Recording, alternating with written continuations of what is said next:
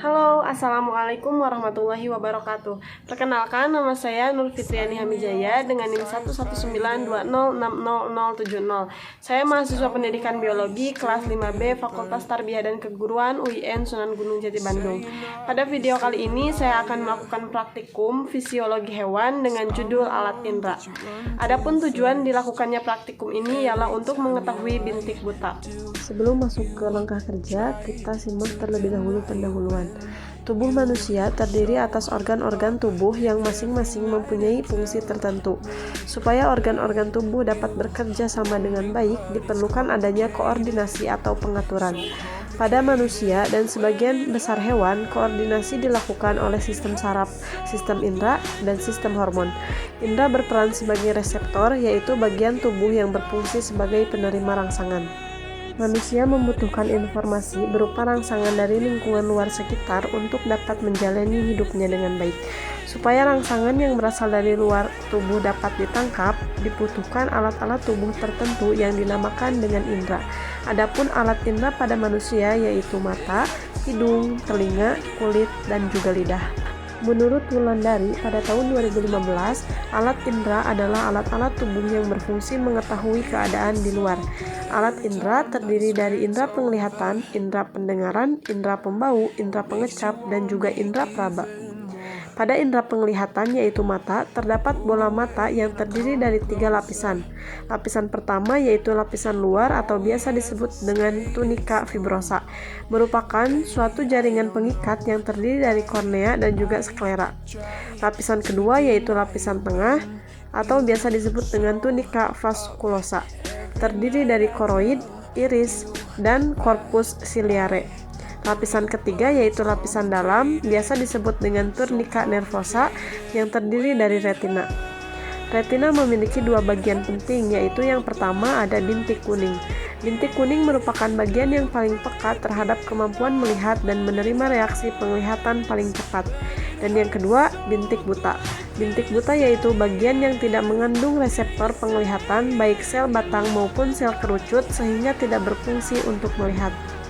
Adapun tujuan dilakukannya praktikum ini ialah untuk mengetahui bintik buta. Alat dan bahan yang digunakan dalam praktikum ini adalah penggaris, kertas manila, spidol, dan juga gunting. Langkah kerja yang dilakukan dalam praktikum ini yaitu sebagai berikut. Langkah yang pertama yaitu ukur kertas manila berukuran 3 x 14 cm, kemudian gunting.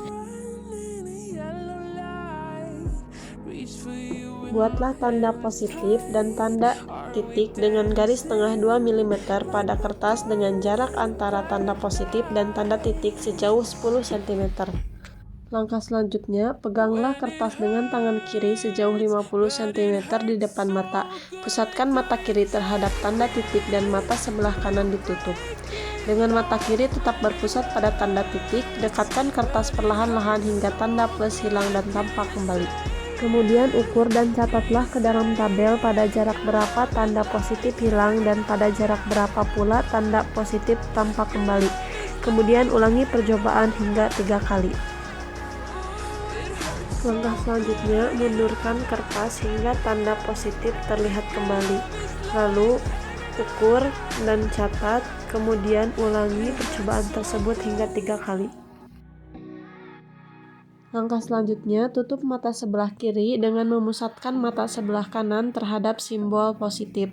Dekatkan lalu ukur sampai di mana simbol positif tersebut hilang. Kemudian, mundurkan kertas hingga simbol positif terlihat kembali. Lalu ukur, catat, dan lakukan percobaan tersebut sebanyak 3 kali. Berikut merupakan tabel hasil pengamatan dari praktikum yang sudah dilakukan. Jadi, dapat diketahui bahwasannya frekuensi percobaan yang dilakukan itu sebanyak 3 kali. Baik mata kanan yang ditutup ataupun mata kiri yang ditutup, jarak pada waktu tanda positif dan tanda titik yang tampak ataupun yang hilang itu berbeda-beda. Sehingga dapat kita rata-ratakan bahwa jarak pada waktu tanda positif yang hilang ialah 18,6 cm. Sedangkan jarak pada waktu tanda positif kembali ialah 27,6 cm.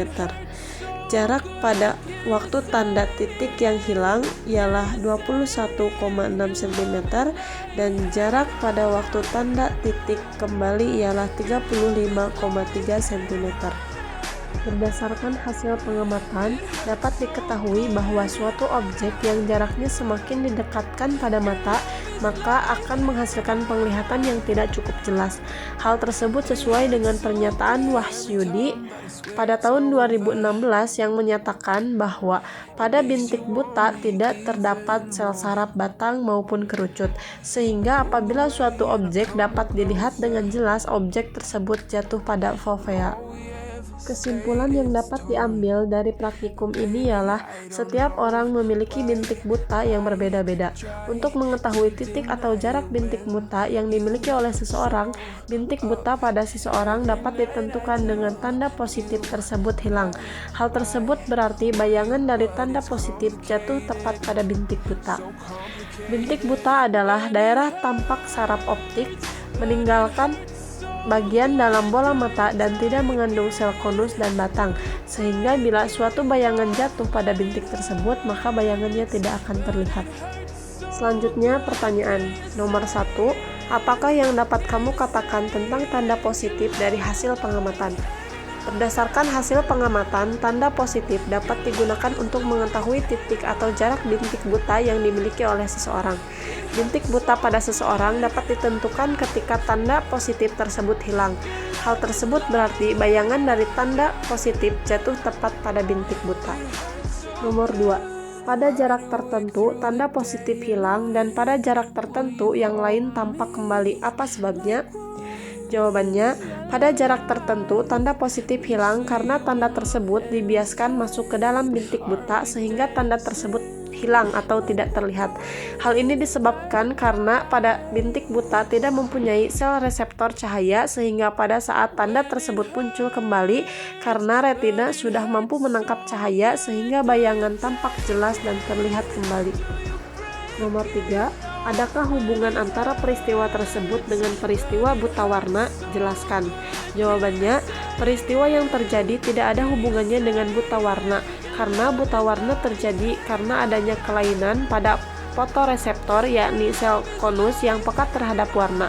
Buta warna juga disebabkan oleh ketidakmampuan sel-sel kerucut mata untuk menangkap spektrum warna tertentu, juga disebabkan karena faktor genetis. Sedangkan peristiwa hilangnya tanda positif terjadi karena bayangan tanda positif tersebut jatuh pada bintik buta. Nomor 4. Orang yang pindah dari tempat yang terang ke tempat yang gelap, tiba-tiba penglihatannya menjadi berkurang atau pandangan menjadi gelap. Apa kesamaan dengan hilangnya tanda positif pada percobaan tadi? Jelaskan.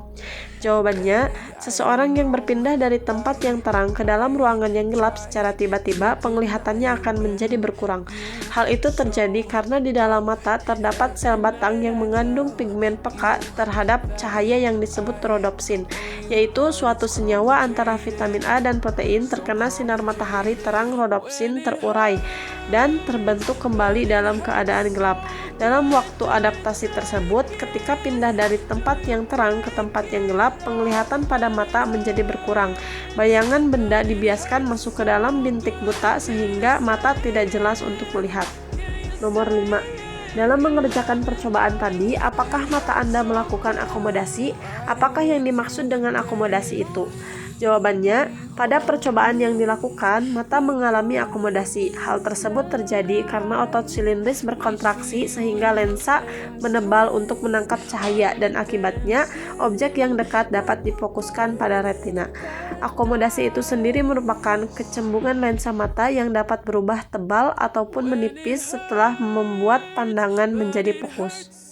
Dan yang terakhir, orang yang lanjut usia umumnya memakai kacamata. Jelaskan peranan kacamata tersebut.